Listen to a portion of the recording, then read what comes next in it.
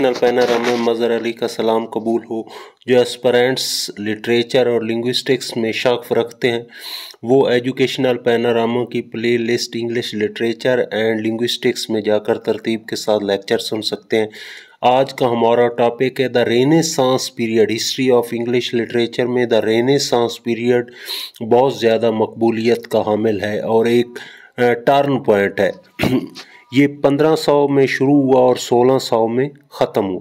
अच्छा, रेनेसांस का मतलब होता है रीबर्थ, नई जिंदगी, निशात सानिया। अच्छा, इसका नाम मलका के नाम पर मलका एलिज़ाबेथन पीरियड भी है और शेक्सपियर बहुत ज़्यादा डोमिनेंट फिगर थी तो इसके नाम पर इसे एज ऑफ शेक्सपियर भी कहा जाता है। द रेनेसांस पीरियड या द एलिज़ाबेथन पीरियड या द एज ऑफ शेक्सपियर। इसका बैकग्राउंड यही है कि रेनेसांस का मीनिंग है रिवाइवल ऑफ लर्निंग, यानी एक नई इल्म को ज़िंदगी मिली। असल हुआ कुछ यूं कि 1453 एडी में फॉल ऑफ कॉन्स्टेंटिनोपल यानी कुस्तुनतुनिया पर तुर्कों ने यानी मुसलमानों ने, जिसको आप इस्तांबुल कहते हैं, इस्तांबुल तुर्की में, इस पर मुसलमानों ने कब्ज़ा कर लिया और यूनान के जो स्कॉलर्स थे वो इस खौफ से कि वो इन्हें कत्ल न कर दें, ये अपनी सारी बुक्स और मैन्यूस्क्रिप्ट्स लेकर यूरोप की तरफ भागे और यूरोप में यूनान के अलूम फैलने से एक नई लहर और नई ज़िंदगी और नई तहरीक मिली। इस दौर को जो यूनान के उलमा की बुक्स के ज़ेर असर या उनकी अलूम के ज़ेर असर आया, इसे रेनेसांस कहा जाता है। ये पूरे यूरोप में रेनेसांस शुरू हुई और ये इसका बेसिक जो बुनियाद थी वो ग्रीक मैन्यूस्क्रिप्ट्स थी और इसका यूरोप में सबसे पहले आगाज़ इटली में हुआ और इटली में पेट्रार्क, बोकाचियो और डांटे ने रेनेसांस मूवमेंट को बाकायदा लॉन्च किया। इसका बुनियादी नुक्ता ह्यूमनिज़म है। ह्यूमनिज़म होता है इंसानियत। अच्छा, इसका क्या मतलब? इसका मतलब ये है कि पहले लोग हायर अथॉरिटीज़ या एक्सटर्नल अथॉरिटीज़ में उलझे हुए थे। खुदा की ये खुशनुदी है, फरिश्तों की ये खुशनुदी है, यानी वो चीज़ें जो इंसानों के अलावा थी, यानी स्पिरिचुअल या जो भी आप कह सकते हैं, उनकी खुशनुदी और उनके लिए, जैसे हम मजहबी लोग कहते हैं कि हम अल्लाह का निज़ाम नाफिज करना चाहते हैं, अल्लाह की खुशी है इसमें, तो इन्होंने इसको बिल्कुल साइड लाइन किया। इन्होंने कहा नहीं, बस इंसान को इंसान पर फोकस करना चाहिए और उसकी वेलफेयर और उसका एक्सटर्नल फ़वायद क्या है और इंटरनल क्या फ़वायद है, यानी सिर्फ इंसानों पर फोकस किया जाए। मा फौकुल फितरत या सुपर नेचुरल एलिमेंट्स को, यानी दूसरे लफ्ज़ों में मज़हब को इन्होंने निगेट कर दिया और उन्होंने कहा इंसान की वेलफेयर को फोकस किया जाए। तो ह्यूमनिज़म थी और ह्यूमनिज़म में एक्सटर्नल इंसान को जो फ़वायद हैं या इंटरनल, इसी वजह से बहुत ज़्यादा इस दौर में फतूहात की मलका एलिज़ाबेथ ने इंसान का फ़ायदा जो है वो किस में, इस बात को देखा गया। अच्छा, नेक्स्ट इसका ज़्यादा था इस्थेटिसिज्म, जमालियाती, हर चीज़ में हुस्न तलाश किया जाए, ठीक है, यानी हुस्न, जमालियाती ज़ौक़ इस दौर में। इसके अलावा ये रेनेसांस सेकुलर थी। सेकुलर का मतलब ये मजहबी नहीं थे ज़्यादा, जिसकी वजह से साइंस और तहकीक को बहुत ज़्यादा क़ुव्वत मिली, तक़वियत मिली, तो ये सेकुलर थी। इस दौर में प्रिंटिंग भी आ चुकी थी। कोलंबस ने अमेरिका दरियाफ्त किया था, कोपरनिकस ने सोलर सिस्टम दरियाफ्त किया था। तो इस वजह से एक बहुत ज़्यादा थर्स्ट ऑफ नॉलेज जिसे आप कह सकते हैं, और उलमा यूनिवर्सिटियों की तरफ, स्कॉलर्स जो थे वो दोबारा यूनिवर्सिटी में पढ़ने के लिए भागे। नए अलूम, साइंस, इस चीज़ ने बहुत ज़्यादा, और रेनेसांस की एक स्पिरिट थी, lust for power, lust for wealth, lust for knowledge, यानी ये इस मूवमेंट की ह्यूमनिज़म, सेकुलर अप्रोच, इस्थेटिसिज्म, तहकीक, ये सारी चीज़ों से यूरोप को एक नई ज़िंदगी मिली, इसलिए इसको रेनेसांस पीरियड कहा जाता है। अच्छा, इस दौर में जो मलका एलिज़ाबेथ थी, इसने बहुत ज़्यादा फतूहात की और वो अपनी फतूहात को सेलिब्रेट करने के लिए ड्रामे का इनकाद, इन सरकारी सरपरस्ती में ड्रामे मुनक़िद होते थे स्टेज पर। तो इस दौर में ड्रामा जो है वो बहुत उसने तरक्की की। उससे पहले आपको पता है ड्रामे सिर्फ मोरालिटी और मिरेकल प्लेज थे, ये मजहबी बातें थी, करिश्मे मोजे वगैरह और इखलाकी दरूस। लेकिन इस दौर में ड्रामे को वो कमाल पहुंचा कि यू कांट इमेजिन। इसके बाद ड्रामे को इतना अरूज नहीं मिल सका। अच्छा, एलिज़ाबेथन ड्रामा में सबसे पहले जो जिसका रोल है यूनिवर्सिटी वेट्स हैं। यूनिवर्सिटी वेट्स जो थे ये यूनिवर्सिटी के पढ़े हुए थे और ये तकरीबन 6 थे टोटल, ठीक है। तो इनमें मार्लो जो है मरकजी शख्सियत था। मार्लो यानी सेंट्रल सन था और इसके गिर्द कौन कौन से सितारे घूम रहे थे, सैयारे? Lyly, Greene, Peele, Lodge and Nashe. Lyly, Greene, Peele, Lodge and Nashe और खुद मार्लो, ये मिलकर यूनिवर्सिटी वेट्स बनाते हैं। तो हम थोड़ा थोड़ा इनका तारुफ करते हैं यूनिवर्सिटी वेट्स का। सबसे पहले लिली है। लिली 1554 में पैदा हुआ और 1606 में इसने वफात पाई। इसने ज़्यादातर मिथालोजिकल और पेस्टोरल होते हैं चरागाहें, ये चरवाओं से मुतल्लिक, इसने इस किस्म के प्लेज लिखे और बड़े कमाल के लिखे। इसका मशहूर प्ले है यूफियोस और कंपैस्प और यूफियोस। अच्छा, उसके बाद जॉर्ज पील है, ये 1558 में पैदा हुआ, 1907 में इसने वफात पाई। ये एक्टर भी था और राइटर भी था और ये बहुत ज़्यादा इस्थेटिसिज्म पर बहुत ज़्यादा गिरफ्त रखता था। इसका मशहूर ड्रामा है द अरेनमेंट ऑफ पेरिस।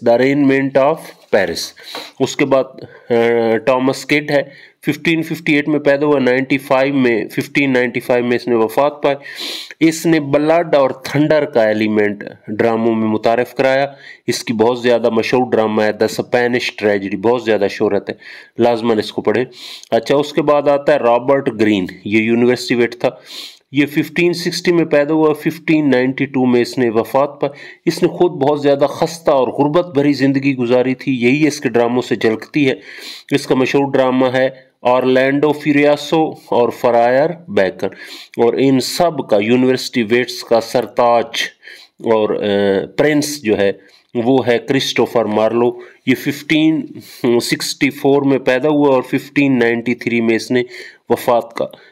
अगर कहा जाए कि रेनेसांस स्पिरिट को मुकम्मल इम्बॉडी किया है, मुजस्सम सूरत है रेनेसांस की, तो हम उसका नाम क्रिस्टोफर मार्लो कह सकते हैं। इसने बहुत ज़्यादा पोएटिसाइज किया ड्रामे को, ये इसके ड्रामे की लाइनें पोएटिक है और ब्लैंक वर्स पर इसको बहुत ज़्यादा मलका था। इसकी राइटिंग में बहुत ज़्यादा विगर है और इससे पहले जो है वो करैक्टर बेजान से होते थे, इसने करैक्टर्स में बड़ी जान, इसके बड़े जानदार करैक्टर हैं और इसने प्रिंसेस और शाही फैमिलियों से हीरो को निकालकर गरीब, जैसे आप देखते हैं डॉक्टर फास्टस मोची है, तो इसने ट्रेजेडी का कंसेप्ट ही चेंज कर दिया। तो बहुत ज़्यादा इसके पावरफुल करैक्टर हैं। तो इन्हें father of English dramatic poetry, ड्रामे वाली पोएट्री का इन्हें फादर कहा जाता है। उसके बाद बहुत बड़ा नाम है शेक्सपियर। 1564 में पैदा हुआ और 1616 में इसने वफात पाई। आपको पता है कि कहते हैं क्रिस्टोफर मार्लो ने जिस रास्ते की तरफ चला था उसको दर्जा कमाल तक शेक्सपियर ने पहुंचाया। ये पोएटिक था और इसने पोएटिक रोमांटिक ड्रामा को कमाल तक पहुंचाया। आर्ट ऑफ करैक्टराइजेशन इसका बेमिसाल है। क्रिस्टोफर मार्लो सिर्फ एक करैक्टर को फोकस करता है, इसके सारे करैक्टर यूनिक है और इम्पार्शल, यानी या कोई नजरिए की तबलीग नहीं करता, अपनी ज़ात को करैक्टर से अलहदा रखता है। जिस तरह क्रिस्टोफर मार्लो अपनी ज़ात फोकस कर देता है, तो बहुत ज़्यादा इस इम्पार्शल करैक्टर है। Deep insight into human psychology, इंसानी मामलात, जज्बात, उन पर बड़ी गहरी गिरफ्त रखता है। इसकी मशहूर ड्रामाज हैं the Comedies of Error, Midsummer Night's Dream, Richard III, Romeo and Juliet, the Merchant of Venice, As You Like It, 12th Night, Julius Caesar, Hamlet, All Is Well That Ends Well, King Lear, Macbeth, Antony and Cleopatra, the Tempest, the Winter's Tale, ये इसके मशहूर ड्रामे। तो इसके बाद Shakespeare के बाद एक नाम है बेन जॉनसन का। ये 1573 में पैदा हुआ, 1637 में वफात पाई। ये शेक्सपियर का बिल्कुल हमअसर था, लेकिन दोनों की ज़ात में बहुत ज़्यादा इख्तलाफ था। आपको पता है शेक्सपियर रोमांटिसिस्ट था, लेकिन ये क्लासिसिस्ट था। और शेक्सपियर इम्पार्शियल रहता है, वो कोई तबलीग तबलीग नहीं करता। ये बहुत बड़ा मॉरलिस्ट था, रिफार्मर था, और इसने कॉमेडी में बहुत नाम पैदा किया। इसके मशहूर ड्रामाज हैं वॉलपून, द साइलेंट वीमन और द अल्केमिस्ट, मशहूर इसका ड्रामा है। अच्छा, ये था ड्रामे को बहुत कमाल मिला। और उसके बाद पोएट्री काफ़ी अच्छी रही है इस दौर में, क्योंकि शेक्सपियर पोएट भी था। तो इस ज़हरी बात है, ये रेनेसांस बड़ी जोश जज्बे पैशन वाली एज है। तो ज़हरी बात है पोएट्री इसकी रिप्रेजेंटेटिव, बहुत ज़्यादा उसमें जोश है, डिस्कवरी है। तो पोएट्स में पहले दो नाम टॉमस वैट और ऑरलॉफ सरे ने मिलकर टोटल मिसलैनी लिखी। ये बिल्कुल एक पोएट्री में शेक्सपियर और स्पेंसर का आगाज़ है, नुक्ता आगाज़ है। उसके बाद दूसरा मशहूर पोएट है टॉमस सैकविल, इसका मिरर फॉर मजिस्ट्रेट बहुत मशहूर है। उसके बाद है सर फिलिप सिडनी, 1554 में पैदा हुए, 1580 में वफात पाई। मलका एलिज़ाबेथ इसको अपने क्राउन का एक ज्यूल कहती थी, और ये बहुत ज़्यादा अजीम शायर हैं, बहुत ज़्यादा वर्सटाइल हैं, बहुत ज़्यादा टॉपिक्स पर लिखते हैं। तो इनकी मशहूर पोएट्री है Arcadia and the apology, Arcadia and apology, एस्ट्रोफेल and Stella, ये सॉनेट्स हैं। ठीक, उसके बाद बहुत बड़ा नाम है स्पेंसर। स्पेंसर 1552 में पैदा हुआ और 1599 में इसने वफात पाई। ये आपको पता है शिवालरी पर बहुत लिखता है, दिलेरी पर। और मेडिवल एलेग्री ऐसी कहानी होती है जिसमें करैक्टर किसी चीज़ के सिंबल होते हैं। तो ये है यानी poet of chivalry and Middle Ages की एलेग्री का बादशाह माना जाता है। फेरी क्वीन इसने लिखी, शेफर्ड्स कैलेंडर, एस्ट्रोफेल और एपिथलेमियन, ये इसके मशहूर थे। तो ये पोएट्री इतनी डोमिनेंट नहीं थी, ज़्यादा ड्रामा था। इसके अलावा एलिज़ाबेथन प्रोज भी बहुत अच्छा है। प्रोज में बड़ा नाम है जॉन लिली, 1554 में पैदा हुए, 1606 में वफात पाई। एलिज़ाबेथन दौर की जो डिमांड्स थी, उन डिमांड्स को जो है अपने प्रोज में समोने वाली शख्सियत का नाम जॉन लिली है। इनका यूफियोस प्रोज राइटिंग है। सिडनी की आर्केडिया है। आर्केडिया जो है वो प्रोज पेस्टोरल रोमांस है। इसके अलावा प्रोज की दुनिया का एक नाम है मेलोरी, इनका प्रोज रोमांस मशहूर है मॉर्टर डी आर्थर। तो ये था रेनेसांस पीरियड या एलिज़ाबेथन पीरियड या एज ऑफ शेक्सपियर।